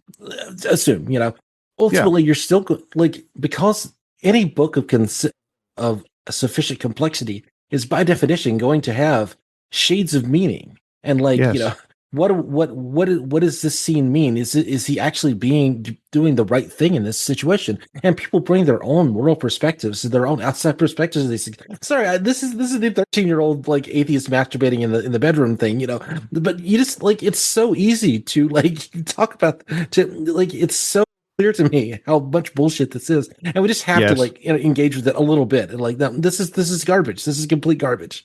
There's a reason we don't do these guys more often, because it's all just a mirage. He says gay mirage. I'd say your Christian theocracy mirage is what you're talking about. It's like it's there's just nothing here. It's so much garbage. But it's so insidious because they have this fictional version of this book, the Bible, in their heads, and they talk about it as if it's real. And not only as if it's real, as if it's the ultimate authority. And of course, that's the point. That's what they're actually doing. What they want is an authority that can't be denied, that can't be gainsaid, and that they can use to beat everybody else into submission with their views. And they can always find license for backing for their views in that book, precisely because it is such a varied compendium. Yeah, exactly. I'll ask a related question, which is that you aren't the only person who people find appealing because you're seen as sort of speaking forthrightly and saying politically incorrect things and using the words the libs don't want you to use, right? You share that space with people who also call themselves Christian nationalists, right? For whom that does mean a white nationalism or an anti-Semitic nationalism, right? And I think one of the interesting things that listeners should be aware of is that in addition to your wars against the secular liberals and milquetoast Christians and so on, lately you've also been engaged in this kind of extended conflict with people who want a sort of formally racialized form of Christianity.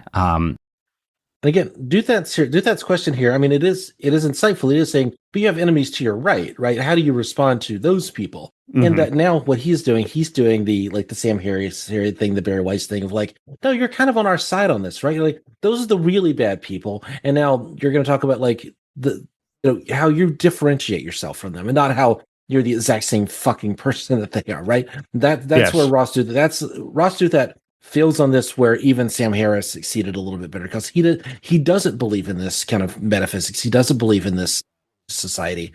And so he doesn't go there because he doesn't know enough to go there. But Ross Douthat does know that. And he does want to, kind of defend Doug Wilson a little bit on this.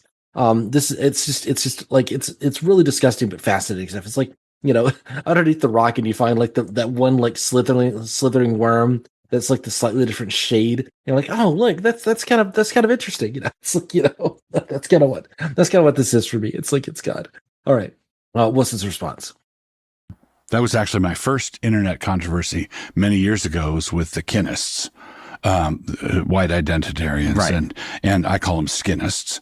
Okay, the Kinists, I know quite a bit. I've listened to some audio from some Kinists over the years. I'm not deeply invested in it, but they are overt white nationalist, accelerationist, Nazi types. These are like these are like building a compound in Oregon, building it. They're deeply embedded in the nationalist communities.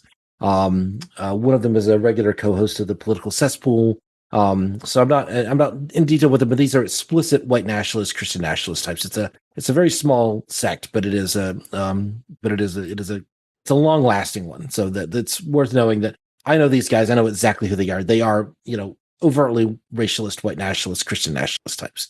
And Wilson differentiates himself from them because I imagine they were going after some of the same converts back in the day. And Doug Wilson has to go, oh, well, I'm not those guys. Like I want actual political power, Ross set it up for him. He did. Ross has obviously, seen himself in Doug Wilson and see, exactly the same way people look into books and see themselves reflected. He's looked into Doug Wilson and seen him, his own flattering self-portrait reflected. A conservative, yes, but not one of those people, not right. Nick Fuentes. So he sets it up for him, and off Doug goes. So I'm gonna boast now about not being a literal compound building neo-Nazi.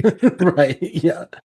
And I've been in polemical firefights with anti-Semites and people who have actual misogynists, right. Not people who are accused of being that way. Fuck you, Doug Wilson. Fuck you. Actual misogynist, not just the people the liberals accuse. They call me a misogynist just because I'm a patriarch. I love women. I want to take care of women. Don't you understand? I'm basically a feminist myself, but I'm the God-fearing kind of feminist. Oh my God. It's so also polemical firefights. I've been in polemical firefights. Doug, you absolute wanker. Yes. You've traded barbs in competing newspaper articles or something, you've preached against them from the pulpit, this is polemical firefights. What sort of person says that about themselves? I've been in polemical firefights. Yeah. Yeah, tell it to Renee Good, you fucking asshole. Anyway. Yeah, that's true. Do you think you're going to win that fight? I do. I don't actually. I don't think he's going to win that fight. Because one of the things that has tended to happen in the recent past, the 20th century past, right, is that when you have periods of liberal weakness or liberal collapse, there are forms of conservative religion that try and fill that void, but there are also consistently forms of identitarian politics, racist politics, fascist politics that fill that void. And you can see versions of this, obviously, in 1930s Europe.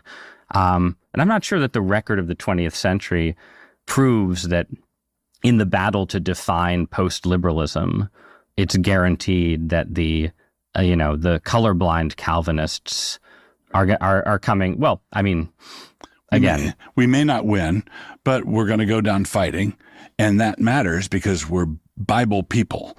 In other words, I want to fight against racial vainglory, ethnic vainglory, or ethnic malice because the Bible prohibits it. As you're saying now, but Douthat is actually correct there, that there were attempts for moderate religious reformers in 1930s Europe to act as a bulwark against the fascists. But then what happened when the fascists actually took power? They all bent the knee. That's exactly what happens in all these situations. Yeah. I mean, where is Doug Wilson talking about the murder innocent people in Minneapolis? Where is Doug Wilson on this topic? Where is he out there? Shouldn't he be standing with these people that, these are agents of the state out murdering people? Of course not. That's not his concern. In the course of a specifically racist, conspiracy theory driven program of ethnic cleansing as well. Exactly. So, and many of these people, many of the Somalis who have come to the to America, many of them are Christians. Many people from Latin America, undocumented immigrants, and it's very Catholic, but it is a very religious population. These are people he should be standing with by the standards of what he's saying right here, that we are Bible people. We stand up as Christians because our Christian faith demands it. He should be on that fucking front line. And there are people who stand on that front line who do hold the what I consider the good versions of Christianity, right? Yeah. Who believe in it, who hold exactly those things, and who stand against people like Doug Wilson precisely because they do see that. Because they do believe in exactly the things that Doug Wilson is saying. They just don't want to make it the fucking law. a person, a human being. I was going to say a man, but of course, a person by what they do, by the deeds they do, by what they put out in the world. And what is Doug by a Wilson man's actually works shall ye know him? Yes, yes. If you're going to take it from one of those bullshit sources, by the deed, and measure what Doug Wilson wants to make happen in society. Whatever's going on with him and his God. I mean, I don't judge that. That's fine. Whatever he has with his God is fine. Whatever. I mean, it's not fine, but it is. Like, I don't care about that. I care about what he's doing in the real world. I care about what he's saying and what the political impact that he's having. And somebody like him, were he to choose to do so, could have a genuine, positive. I would have a much more measured response to Doug Wilson if he were going out there and saying really overtly, things in this regard. And I'll have to look and see if he's made any really recent statements. I haven't checked in the last week or two about what he's been saying. So I may have to eat my words a bit next week. I will actually go and look and see if he's looked at this. But any church, any Christian church worth its weight in feathers or whatever, worth anything, has to respond to the current political environment with horror. If it has any justification as a reasonable political force in this world, it's just the reality of it. Then it has to say things in its full voice and not be mealy mouthed about it. Because ultimately, again, I've said this, Douthat and Wilson kind of agree that this whole ICE thing is probably for the best in the long run. Yes. All right. Continuing. In Christ, there's neither Jew nor Greek, slave, free, Scythian, and Colossians, or barbarian. And it's one of the centerpieces of the New Testament. I believe that Christian pastors should fight, and they should fight sin. And it's not just sin on the left. It's not just the progressive leftism. It's also, I call it the dank right. Dank right is a more common term around these people sometimes to refer to this explicitly white nationalist Christian stuff, like the Nick Fuenteses and the Richard Spencers and the those kind of guys are kind of considered the dank right among some of these guys. It's a more common term. It's not he's not the only one who calls it that. Let's just put it that way. And then there are people who say that they have no enemies to the right, but that's just telling the devil what direction to attack you from. Well, and this is also, this will be maybe my last attempt in my crusade to get you to say something nice about liberalism. Okay. Right. But it does seem like some of these forces on the dank right that you're talking about, racists and anti-Semites and so on, that has been kept at bay in part by the same society that you were condemning in no uncertain terms earlier in the conversation for abortion and other sins. Yeah. And it seems to me that itself should make you think, yes, there are particular sins and particular evils that are, that are part of the liberal moment or the late 20th, early 21st century America, and Christians should condemn them. But every society has particular sins. Yeah. And it should be possible for even a Christian theocrat to say, maybe liberalism did an okay job suppressing racism and anti-Semitism, even as it was doing some other bad things. No, I grant the point in principle that I don't believe that classical liberalism gets everything wrong. And I really don't believe that. And I enjoyed very much the country I grew up classical. in. Classical liberalism. Yes. Classical liberalism. Yeah.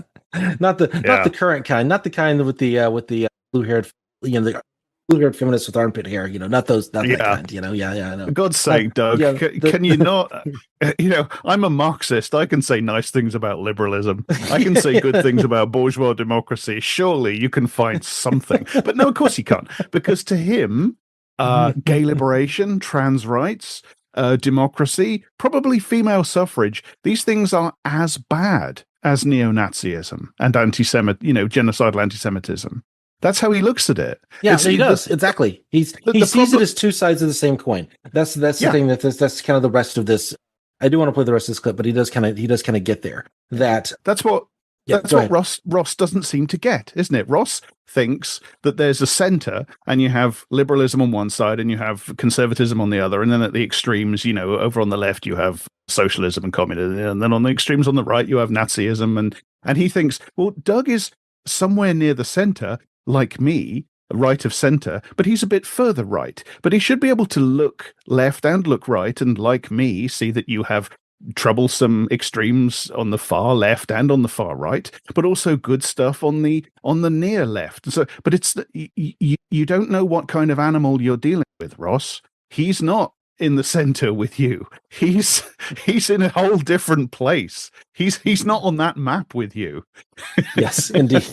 I mean, Douthat is, often, and the degree to which he knows that he's, kind of setting up Doug Wilson to take the easy pitches. I don't know. I kind of go back and forth on this as to whether he's doing this intentionally or whether he really is that blinkered. I don't know. We might get into some of that when we talk. When we listen to Sam and Douthat talk a little bit. But let's finish this up real quick. As far as Doug's concerned, he's above the map looking down. He's got the God's eye view, and he can see all of you down there, left, right, center, up, down, as the little bugs you are. That's Doug's point of view. Well, I think that's kind of Ross's point of view as well. I mean, I think that's kind of almost like the Christian. I mean, I wouldn't call Douthat a Christian nationalist or a theocrat in the sense, but he definitely believes that like Christianity should have a lot more influence on our political realities than we have today. He is taking what he considers to be the God's eye view. He's just having a slightly more humble approach, Okay. Maybe we should. I agree. Yeah. All right. Received many benefits from that era. So that point's granted. But on the dank right, I believe that the liberal treatment of young white males has been one of the causes for this recoil and eruption.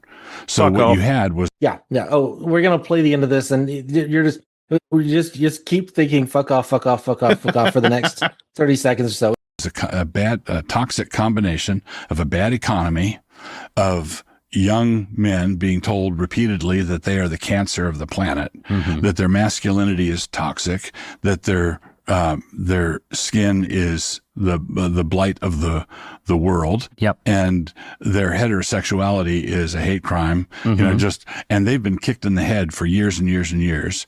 And they took it ill. The Ross is getting more and more enthusiastic the more Doug talks. Douthat agrees completely with this. That young men have been tortured by our society. They're expected to, they call their masculinity as toxic. God, I have to do this, and so many more episodes I have to talk about this in. But you notice, like what he's saying here, what Douthat is kind of implicitly or explicitly, however you want to read that, agreeing with, is that the fundamental problem is that the progressive left, that feminists, that secularists, that, race Marxists or whatever you want to call it, have seen the sins of white supremacy in our society, have seen the sins of colonialism, have seen those problems of capitalism, and have made critiques, and have attempted to shift the world into a more just and worthy place, to be a place that we can all share together. They have made those criticisms, but those very, very minor changes on the scale of like what we should actually be doing that have actually happened, they make little white men, they make us feel bad. We just feel we're just little puppies, and we've just been kicked in the head for so long. And so just little small beans, very lonely. Exactly. And what the fascists are doing, what he says the dank right is getting to those people and twisting them into this horrible thing instead of a theocrat, a Christian nationalist, which Doug Wilson wants to turn them into. And so he blames the problems of the dank right, of the far, of these neo-Nazis, of the anti-Semites, of which, we talk on every episode of this podcast, blaming the existence of those groups and the power of those groups on the progressive left, on the people like you and me. He's blaming us for them. So who is the real problem here? Who do you have to get at? Because if not for progressives, and not for leftists and socialists and communists and Marxists and union members, or just liberals, just liberals, if not for those people telling these white men that maybe they came to their society in a different position than their black colleagues, than their women, than the women around them, that maybe, things could be better and more equitable. Those people are the ones that cause all this horribleness on the right wing. It's just, it's so, it's like, give me the power, let me crush the left, and I will make all your problems go away. And Douthat implicitly agrees with all of that. Yeah, I disapprove of the far right, but ultimately the problem of the far right is not of their own making, and it certainly isn't of my making, despite the fact that I'm far more in ideological sympathy with them than I want to admit. No. It's the fault of the left. It's the fault of liberalism. It's the fault of progressives. And why do they? Well, I mean, this probably did play pretty well with the New York Times podcast listening audience, because this is almost, in slightly different terms, this is almost the editorial line, for US reactionary centrist pundits. But what are we actually talking about here? Why is any of this happening? It's because people are trying to address the fact that there are structural injustices along lines of race and gender and sexuality and stuff like that. So what you're actually saying is that any adjustment of those the acknowledgement of the existence of those structural inequalities, the acknowledgement of their existence in history is too much. And why do you feel that way? It's because you don't want those injustices or inequalities changed. So it's pointless to me for you to, you, Doug Wilson, to and people like you to say, well, I disapprove of racism, I disapprove of sexism, and so on. If your entire political project amounts to an angry rejection of the idea that structural injustices that keep women and black people and queer people oppressed and subject to injustices, if your entire political project is furious rejection of any attempt to even acknowledge the existence of the problem, then that's a distinction without a difference. I don't care if you personally hate them or not. You want to keep them subject to those injustices. That's your entire political project. Absolutely. 100%. Yeah.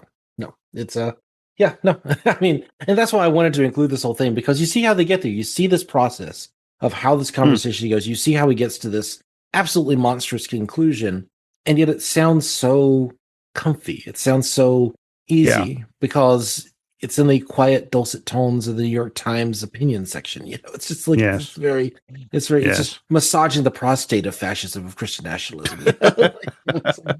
Okay, one more clip, and this is we're done with Ross Douthat talking to Doug Wilson. We're done. I'm done playing clips with Doug Wilson. Here I have. I wanted to come right back around to Sam Harris, and talk about the conversation that they had, that Ross Douthat and Sam Harris had when Ross went on Sam Harris's podcast. This is Making Sense, episode 449. If you want to go listen to it yourself, I don't know why you would, but if you do, it's right there for you. Again, kind of talking about like how Ross is much better at this than Sam Harris is kind of where I land on this. But I think it's worth it to kind of go through this and kind of see, kind of how their conversation went. And they had like a 2-hour conversation, and they did not cover just this. They started talking for 45 minutes about how amazing AI is going to be. It's funny. Every time I look at one of these things, I'm like, we could do a whole episode. It's like, we could do this all day long. We could be the knowledge fight of Sam Harris. We could just sit here and just do like Sam Harris, Ross Douthat, this kind of content. We could sit here. We could do 3 2-hour episodes a week. If we could do this full time, it would drive us both up the fucking wall to listen to that much Sam Harris, but we could do it. If people want to pay me a living wage, So when you hear prominent influencers, right of center, assert their Christian conviction as kind of the moral center of narrative gravity for their politics, God, and these people, I mean, if anything, like, it struck me, like, putting these clips together, how Sam Harris is even slower than Douthat and Wilson are. Like, he has so much difficulty even getting like individual particles of words out, as if you can't edit the podcast, as if like you can't like just edit out some of the silences and like clean that up a little bit. Like, he's just continually it's so infuriating. This man makes millions of dollars doing this. Like, how? I know. How does this man make millions of dollars doing this?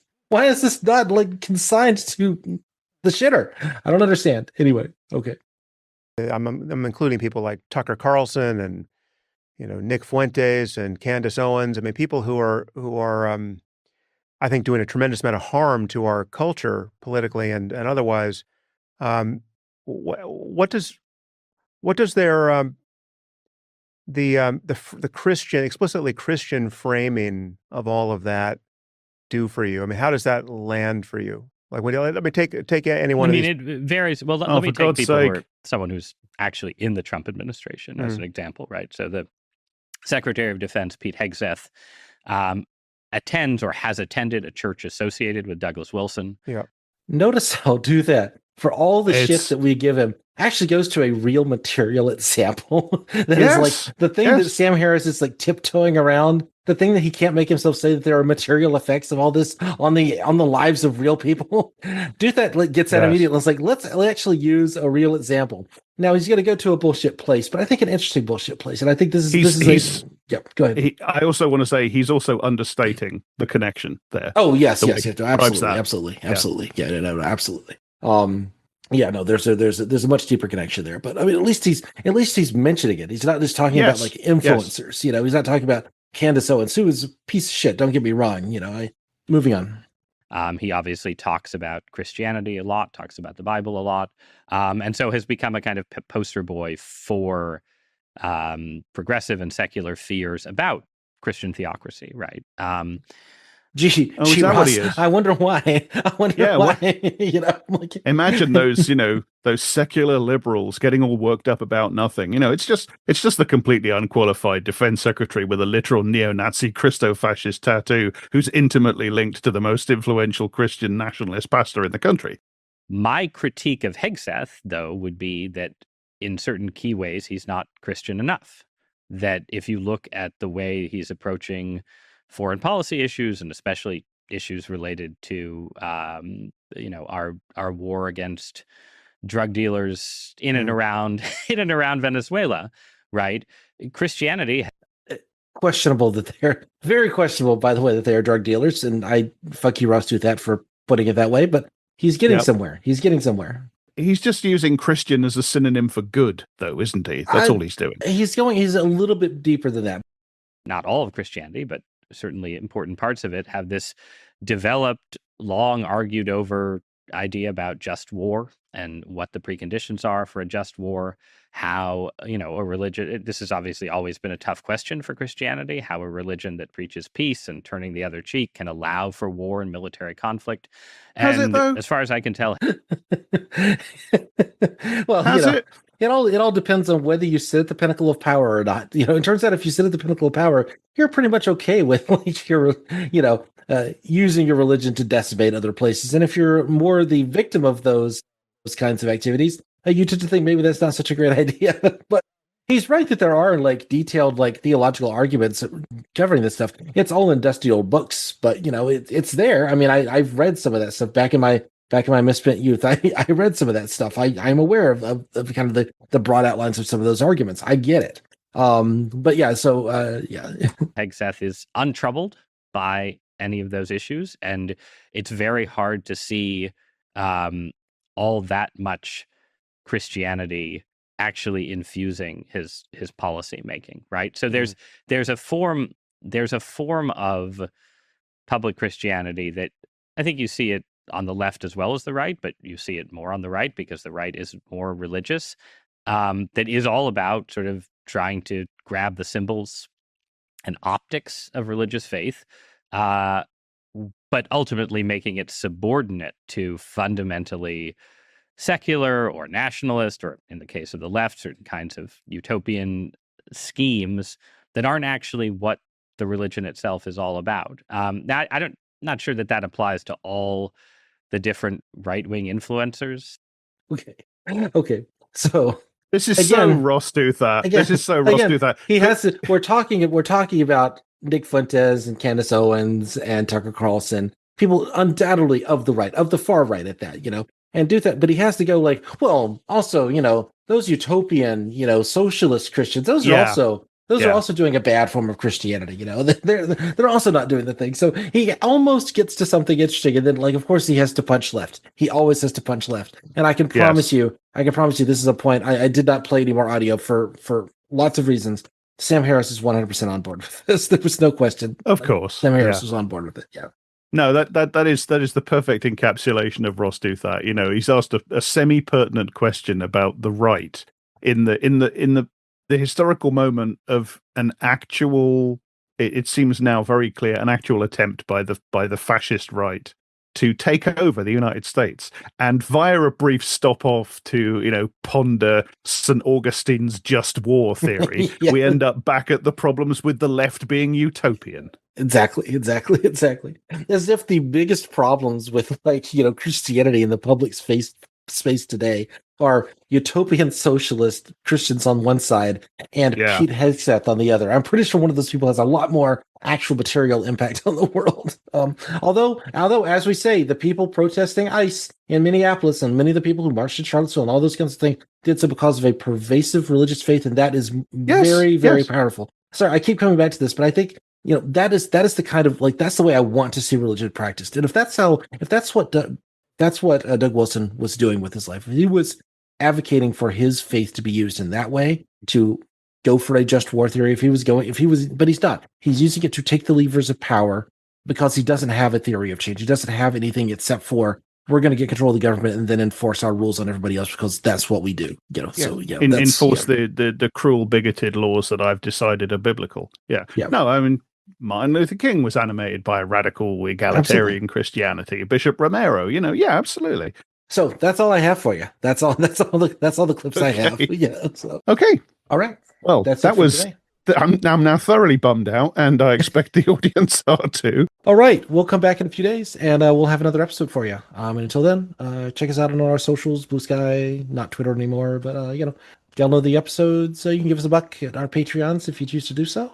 And that would be nice. Definitely helps to keep us going, and definitely appreciate that over the years. And we'll be back. We will.